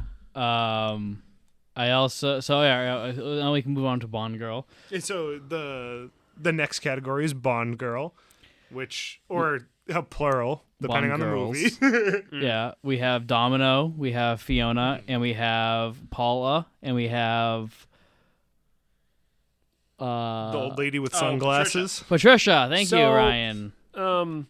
I was reading an article recently, and they categorized all the Bond girls. So, I'm gonna write this down. Domino is the Bond girl. She's the one that survives the whole movie. Okay, Fiona, that's a good rule. yeah, the It's Bond, Jill. right? The femme fatale is Fiona because she, gets in with Bond, but she dies. After almost killing him. And then you've got the Sacrificial Lamb, which doesn't appear in every movie, but it does appear in Goldfinger and Thunderball. So Goldfinger was Jill. and Tilly. Tilly. Yeah, don't get me started on Tilly. Double. And then Thunderball is Paula. Well, I think Domino was an excellent Bond girl. I think she had everything that I've been asking for. She had a relation to the villain. She had a very good backstory. She had a connection to the actual plot, and she wasn't just there to be eye candy. Not only that, but she has two of the best scenes in the Connery era. So it's just I have to give it to her. I think of the Bond girls so far, she is the best. 5 out of 5. 5 out of 5 for her. Yeah. Fiona was great. It was a perfect femme fatale. Probably the best female villain we've had so far. Oh yeah. Yeah. You could Rosa Klebb was good. You could argue that Rosa Klebb is a femme fatale. Yeah, and that's kind of what I was talking about. I guess she's, but Pussy Galore is both is a femme fatale and a Bond girl. that's true. Well, does she die at the end? No. No, yeah, she gets away. But she was the femme fatale at the first At the Don't you beginning, have to yeah. die? until Bond had to do No. the thing to make They her don't have to make die. her not a femme The fatale Sacrificial anymore. Lamb is the okay. only requirement that they have to die. Okay. I think I liked Domino better than Pussy Galore. A lot because she decided to be a good guy, not for the Bond dick, but for an actually good reason. Yeah, she had. Holy It may shit! have had something to do with it. Holy shit! She had the exact arc that we Yeah. wanted Pussy Galore to have, Exactly. but we wanted it from Tilly. So Yeah, she had you the should- Tilly arc. Tilly was an underutilized you should. sacrificial lamb. We talked a lot about Yeah, this Ryan, last actually time. listen to the podcast before you come on next time. Oh my god. Shit. But no, it's we honestly most of the conversation last time was talking about how they flubbed up the girls and they could have just ran with Jill and made it so much better. But yeah, I'm gonna give it 5. I think it's better than Goldfingers. Yep. I mean Golden Fingers. Yeah. Are you having a stroke? Now I'm doing it on purpose. But because Golden Gun and Goldfinger And Golden Eye. Man with the golden gun, golden eye. he's defending me. I like There's this. also the video game Golden Eye. Oh, Yeah. I did play that. Our next category is Felix. It's Felix.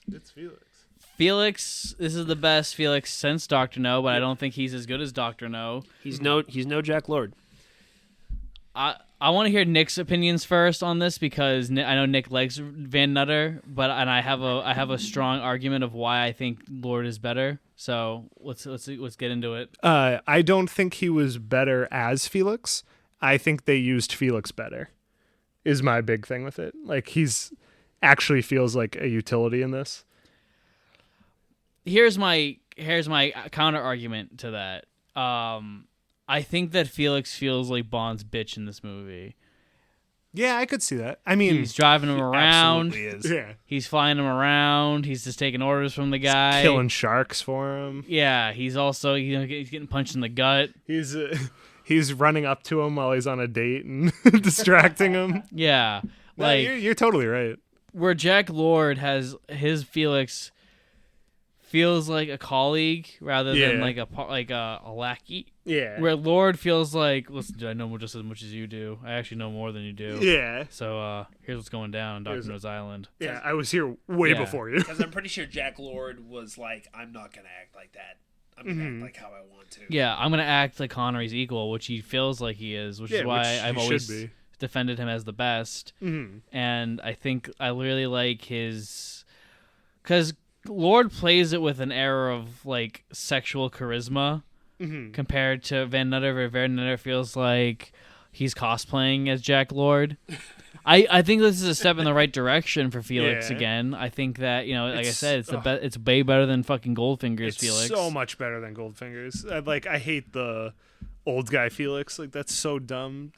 That's like the opposite of what I think I should be. Yeah. And I think, like you said, this is way closer to what it should be. Yeah, which is here's where I think it's strange. I feel like Lord is the only one that felt like he was friends with Connery, which is bizarre because they weren't friends yet. Yeah. Right. They become friends, whereas I felt like Sec Linder and Connery had never met a day in their life, and I felt like Van Nutter and Connery had never met a day in their life. So that's my argument. So with this Felix, I give it a solid 3.5. Because I like when you're giving Van Nutter a 3.5. Yeah, I give him a. That's a good score. It's almost 4. Yeah, it's halfway to 4. I'll give him a 3.5. I'm giving him 4, maybe even 4.5. Just because you like the name Van Nutter. No, it's I should count it. I'm surprised he's not taking a point off because he shot a shark. Oh, shot 2 sharks. I take that off of the movie because is he the one who shoots it on? Is he underwater? Is he with them? No. Okay, because somebody harpoons it. He does while shoot one. Yeah, he shoots one with a gun. I have. I think I talked about this earlier. Yeah, because of the spider. They decided to do what I gave him so much credit in Dr. No for not killing anything, and then everyone says, yeah, they go, hey. It'd be pretty cool if we killed sharks. Yeah. And then there's one kind of looks like it might be stock footage, the first one, but the second one, it's like with the extras there. Like, that's totally done on set. And I hate that. But that'll come out later. Yeah. As far as other allies go with, like, Paula and whatnot, they're fine. Like, Paula was good to die. I like that, Yes, because even though she wasn't in it a whole lot, I still felt like I knew her character enough to be like, oh no, like Bond should actually go try to save her and not just let her be gone. And I liked the whole like her getting captured scene where like she's laying on the couch and then Fiona just walks into the room and then like everything just goes to hell. Yeah, I think it's really like, cool. Oh, he gave me a key too. I loved that because that would be something Bond would do. Yeah. And have her be like, dude, what is he doing? I'm in this room too. Yeah. What's next? Next. Do we have like the MI6 people thing to rank? So I didn't do that, but that should be a category before what's next. So we'll do the MI6 people. All right. This was phenomenal. M was perfect. M was perfect. And Q was sick too. Moneypenny was fine. Bernard-Lee. I don't think Bernard-Lee does a bad M in any movie. Yeah. Well, I think Mark called it out, not even when we were watching, but earlier in this video, talking about when he defends Bond. It's like a really cool character moment for him. Like for one of the first times too. Yeah. He's not taking his gun away. Yeah, he's also not turning off the radio when Bond starts talking about how they fuck women in like these prostitutes in Japan. Moneypenny was fine. I liked the first scene with Moneypenny more when he was over the phone compared. No, I like. Oh, actually, no. Yeah, when he's old like, man. Yeah, the old man. Yeah, I also like the bit. I don't know. Moneypenny was great because I'm thinking the part where he's like, "James, don't forget the picture. How will you recognize her?" He's like, "She got 2 birthmarks on her thigh. Couldn't miss." Like you know what you're getting with Lois Maxwell. Oh yeah, it's always a good performance. Yeah, she killed. And like I think the squad of those 3 has been so good. For what is it? This is the 3rd movie with them 3. Mm-hmm. And Q's wearing a pineapple shirt, and he's also wearing a fucking bucket hat. Yeah. What's not to love? Yeah, it's vacation Q. Yeah, They couldn't get him. I like the idea that this shoot was a vacation for them. Yeah. And he was like, I'm not putting on wardrobe. I'm just gonna wear this. Yeah. And they're like, yeah, that works with the character. So I'm going 5 with this. Like they were, and I'm giving a lot of 5s to this, which worries me about You're like, actually, this might be if the it's best gonna one. be better than GoldenEye. Goldfinger. Goldfinger, dude. Oh my god. You are having a stroke. Nick, do you smell toast? No. What is it? Who did I didn't say.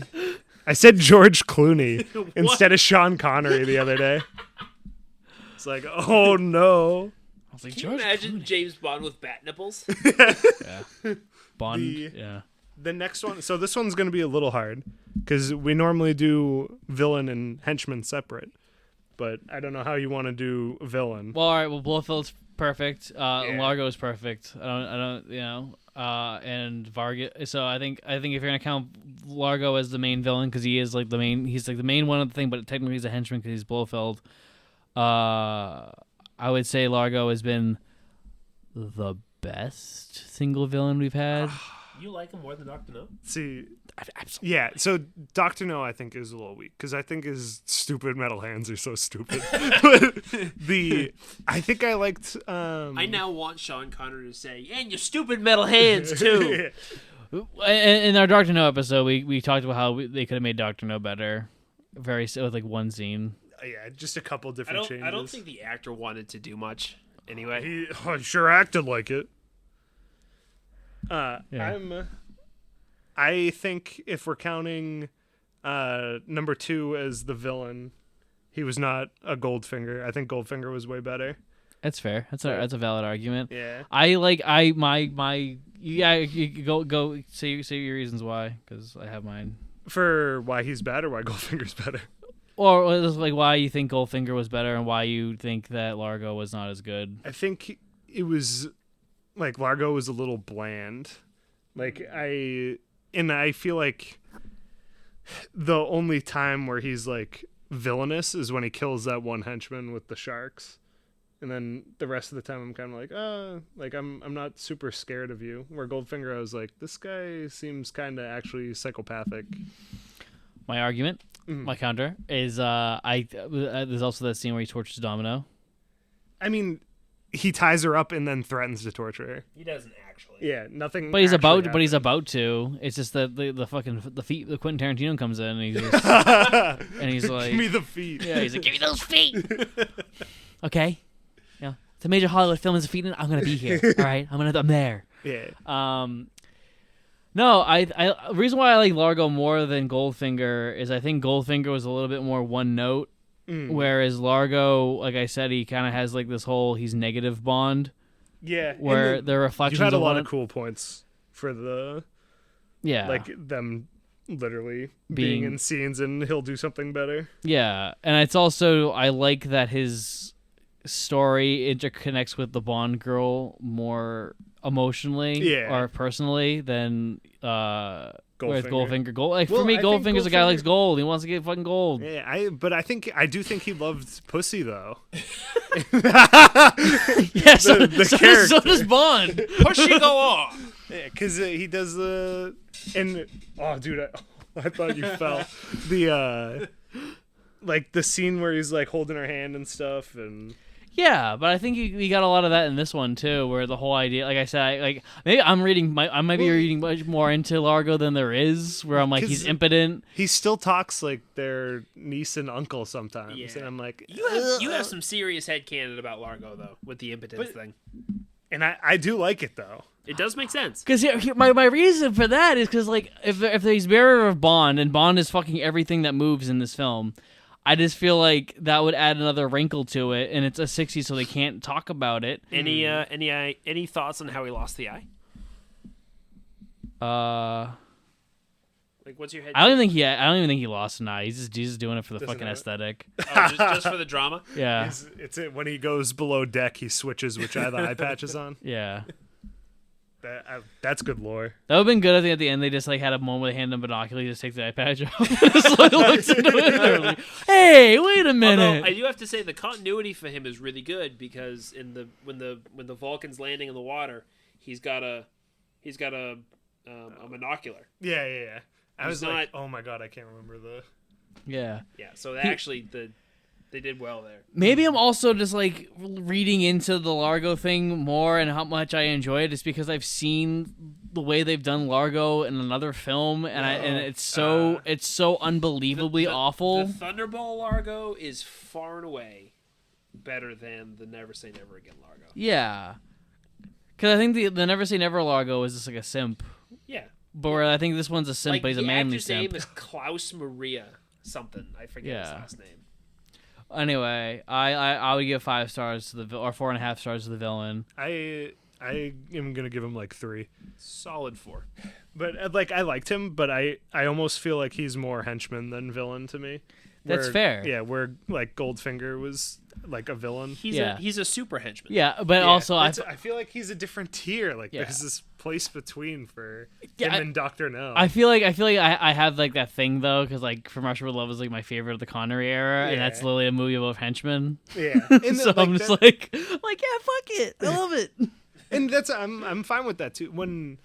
Because in this one, I feel like From Russia with Love did it better as these are henchmen who are gonna be the bad guys. Where this one, it felt like they were like, oh, like your main villain is this, and then he's part of Spectre. Yeah. Whereas like From Russia with Love, it was like Spectre is the bad guy, and then these two are just gonna be the middlemen. Very valid argument. Yeah, and that's the henchmen. So for henchmen, if I'm gonna count him as a henchman, I really liked him as a henchman. Yeah. And I thought I forget her name, but Fiona Fiona having and like Vargas.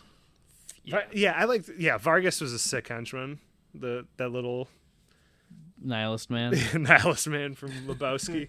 But how'd you feel for henchmen? Fiona is one of the best. I'm sorry. Fiona's one of the best femme fatales up until this point. When you guys watch, or if I watch with you guys, You Only Live Twice next week, you're going to see another femme fatale who isn't as good, but her death is much better. Spoiler. I But, disagree, but okay. but for In backing her being good too, I really like the idea that there's this like assassin ring within Spectre that they dispatched. yeah, to. I'm definitely going to give Fiona a 5 out of 5. I mean, she's one of the best henchmen in this movie. Vargas is just kind of there. His death is what makes him good. Yeah. I think that's a really good point. Yeah, because My thing with Vargas is I just like the thing when I think of Vargas I think of two things: him getting killed and then Largo just being like, yeah, my boy here, he don't fuck. And Vargas's death is what brings you out of that beach scene, Yeah. and it does a good job at it too. yeah, that's a good like bookend for Yeah. the emotional scene that is. Right. Yeah, I think Fiona's a great henchman, and I think Largo's a great henchman if we're gonna Yeah. count that. And I think Do you think the little henchmen are good? Little scoop of boys. They're all right They're for fine. what they are. Yeah. I give good the henchman like fan a 4. Mm. What would you I'm give? See, I'm also thinking like 4, but I'm trying to think of who did it better. And I don't know if I have a 5 yet. No. Yeah. Besides, like, if we're doing From Russia, I can't- is their henchmen. Yeah, well, yeah, 'Cause they're obviously. 5s. Yeah, I mean, I don't think I can give I don't think there's a single Bond movie where with henchmen I can give like a 5-star to their henchmen, except Spy Who Loves Me and GoldenEye. Spy Who Loved Me and Moonraker. No, because they ruin him in Moonraker. We'll get to that. We'll get to that when we get to that. Okay. I'm excited. The next one is Story. I love it. Yeah. I fucking love this one. 5 stars. Yeah. Yeah, 5 stars. It's good. It from beginning to end, you know to ransom nuclear bombs. Yeah. And James Bond gets to go to the beach to find them, so it's Yeah. just People who think phenomenal. People who think this plot's confusing are stupid. Oh my god. And Jonathan, if you're listening, you are wrong. Yeah. He's a little right about it on Underwater stuff. No, he's not. Towards the end, it got a little much. Don't give him credit.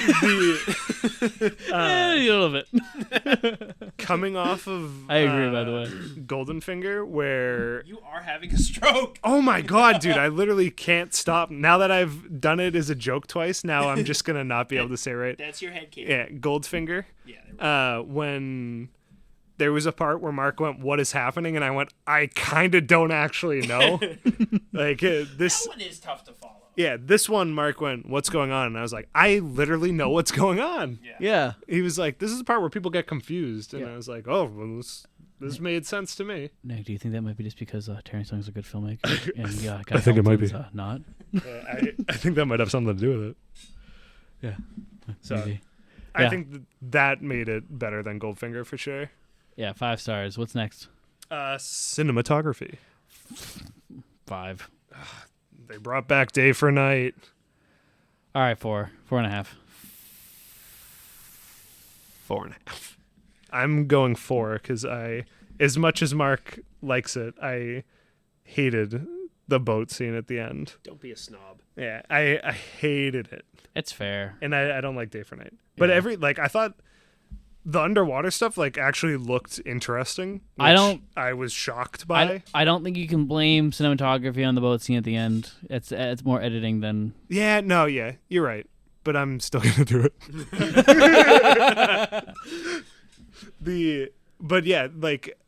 Going into it, everybody had warned me that the underwater stuff is pretty terrible, but I thought it was visually interesting for most of it. What would you give the underwater stuff? 5 out of 5. I give it a solid 2.5. 2.5. Really? No, I give it a 3. I was gonna say, I'm probably 3, just because, it sucks because we looked at each other and we were like, "Is this too much?" And I was like, "Nah, this is fine." And then 2 minutes later, I was like, "Oh, I was wrong." I'm giving it a 4 just because of the number of people who are harpooned, plus that shark. in the thinking about direction wise, having to choreography. Yeah, how do For you direct that? How do you direct that? You get a action director. Or you do choreography, or you just all right, so your thing is to go here, and your thing is to go here, and you just do that. Everyone has their own form of direction, and you just try to map it out. I really like. I thought it was pretty impressive.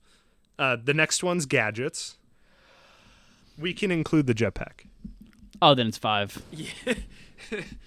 Without jetpack, what do you think? 2. Yeah. Yeah, there aren't as many. I mean, Here's- it's water gadgets. Yeah, here's a rebreather. Actually, what's disappointing about the jetpack is it never shows up again. Only in a cameo. 20 years later? Mm-hmm. We don't even get to hear what the real jetpack sounded like. Yeah, because they used the same sound for the jet. Yeah, I mean, so gadgets. There's the scuba tank that has the harpoons and guns in it, right? The tracking pill. Tracking pill. The poop tracking pill. The camera that Takes pictures fast. The underwater one. yeah. It was a Geiger counter too, actually. Yeah, there's a guy counter. There's also a So was his watch, In the watch. and there was the breathing thing. Yeah. The has 4-minute breather that he used for 15 minutes. Yeah. 15 solid minutes. Yeah. So yeah, we have an abundance of gadgets, but I mean, 1965, I would have given that fucking 4.5 stars. In 2021, that is a solid 2 stars, my guy. So a 2-star without the jetpack and a 5 with. Yeah, because jetpack's it's a fucking jetpack. Fair enough. Yeah. I'm probably leaning towards the same. Yeah. The car gadgets, it Yeah. teases that he's gonna use them, then he doesn't. He does put the back shield up. And he has the water. And he has the water jets. Oh yeah, I don't know. The water jets is kind of fucking dumb. Yeah, I mean, they did that so they could transition into the opening. Yeah. Oh, That's why it was. I don't know if that's worth it because I think that is so stupid. Like if he was driving and he's anti-car and they just put their windshield wipers on. I think that was kind of dumb, but You're right. That transition is just so good to the underwater swimming intro. Yeah. And I the agree. intro's not on here, but this was an amazing intro. Oh yeah, Thunderball is a fantastic song. Tom Jones does an excellent job coming up after Shirley Bassey, who just belts out Goldfinger. Yeah. And he does an excellent job Yeah. coming for it. You know that there was actually a rejected Bond song for this. I made by Mr. Johnny Cash. Wow. I've listened to that. I listened to that recently, and I hate it. It ain't good. Woof. Also to justify my gadget, my jetpack thing. The reason why I'm giving it the jetpack like that is because if you watch this for the first time, not knowing that that's gonna happen, that is one of the most spectacular fucking thing. With this, like that hard cut of fucking Bond going to the fucking air. I would have loved to have been in a theater opening night and just seeing reactions. It's spectacular. That's because I did not know that was coming. He was running away in the building, and somebody was like, "You know what's gonna happen?" I was like, "Oh, is this a jetpack?" I was like, "Is this today?" Yeah. And I liked it. And did you know about the jetpack beforehand? I thought like Pierce had a jetpack or something. So the jetpack makes a cameo in his last movie. Okay, because that's I was like, I feel like I remember seeing like a screenshot or something when they talk about him. But yeah, I liked it. I thought the helmet was fucking goofy, but you got to be safe. I didn't know about that stuntman thing though. Did you say that on this? Yeah. Oh, yeah. The fact that he wouldn't wear a helmet. Yeah. I mean, that he would only do it with the helmet on. All right, so what's next? The last one's car, but I think that's kind of null. Aston Martin, fantastic. Oh, car. actually, It's the DB5. we can talk about Ford's placement in this because I thought it was pretty cool. There were even in Goldfinger, Golden Finger. the car that Felix Leiter drives is a '66 Ford Thunderbird. And shows up again in this movie that Largo drives in Paris. The car that Sean Connery drives to Palmyra to have lunch with Largo is a Lincoln town car, or maybe a Continental. I don't know which one. But you can only assume that Ford paid a lot of money to have their cars seen. And Aston Martin probably just like, "You gonna put our car in again?" And they're like, "Yes." But I liked it. What'd you think? Yeah, it was fine. Yeah. Probably like a 3.5. Yeah, I did just on cars. The car scene where she goes real fast, I did like that. I thought that was a cool use of a car to make a scene actually suspenseful. Yeah. So Yeah, and that's Thunderball, baby. yeah, And so go to our letterbox to see our rankings. Yeah. It's gonna be in the description down below. My list and Nick's list. we should just make you make one. I should probably just make one. Yeah. Do you have a letterbox account? No, I can start We'll one make up. you one. I'll have the letterbox account to Mark before he posts this. I'm posting it literally as soon as you leave. Oh, you don't? Oh, okay. He doesn't edit. I work fast. Well, I best get making it now. Well, thank you, everybody. That's gonna conclude this week's episode. I know it was a long boy, but it was a long boy movie, and so what? Oh, I know. Last time. I might have. Be sure to subscribe to the Alice Media YouTube channel. Watch our films. Watch some of our concert movies. Watch and listen to the 296 podcast. And if you like 90s wrestling and have hours to waste, listen to me and Colin talk about Monday Night War. Other than that, come back every Tuesday and we'll talk more about Bond. Next week we're doing what was supposed to be the final Sean Connery film, You Only Live Twice, directed by the great Louis Gilbert. And we'll finally see Ernst Stravo Blofeld. Oh, I'm pretty hyped. And My boy Donald Pleasance. And so we'll see you next Tuesday. Bye. Later.